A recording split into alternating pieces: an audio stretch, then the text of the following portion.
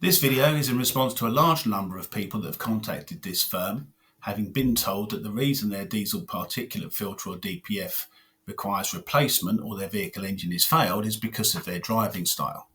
In this video, I aim to explain why that's wrong. Firstly, it is a fundamental principle of law that a party raising a defence to a claim has to prove it.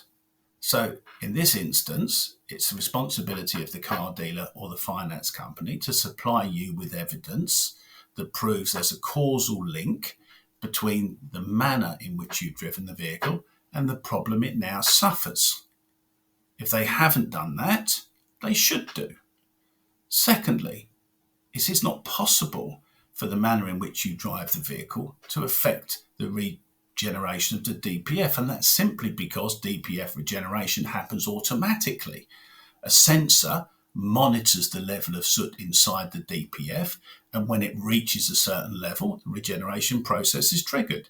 In exactly the same way as a sensor in your thermostat at home monitors the temperature, and when it drops to a certain level, the central heating comes on, and when it reaches that predetermined temperature, it switches off. What the car dealer or finance company really mean is it's not the manner in which you drive the vehicle which affects the DPF regeneration, but it's how fast you drive the vehicle and for how long. The defence of driving style is really that the vehicle is not suited to short stop-start or urban usage because the DPF regeneration process cannot start or cannot properly complete.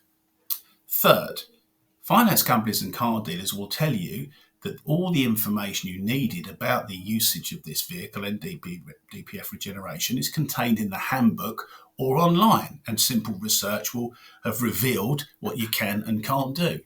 But that's not true. There's actually a disconnect between information. For example, the Jaguar Land Rover handbook states that DPF regeneration will start at 30 miles an hour. And it will take roughly 20 to 30 minutes to complete. At 37 miles an hour, it states that it will take 10 to 20 minutes. However, on the other hand, finance companies and garages will tell you that periodically you will have to take the vehicle for longer journeys at higher speeds, namely over 40 minutes and at over 50 miles an hour, which you wouldn't have to do, of course, if the DPF was properly regenerating in the way that the handbook suggested it is. That in itself creates a problem because it presupposes that you're being warned, the driver is being alerted to the DPF regeneration being required, and that you are able to access roads that are suitable enough for you to drive at over 50 miles an hour for 40 minutes. It also presupposes that when you leave that A road or motorway, that regeneration process will continue to occur on your journey home. Otherwise, the minute you get into urban and town environment, the problem will occur again. What is really the problem is that the parameters set by manufacturers for the effective regeneration for diesel particulate filters are too constrained and are generally not suitable for anything other than high mileage usage or motorway usage.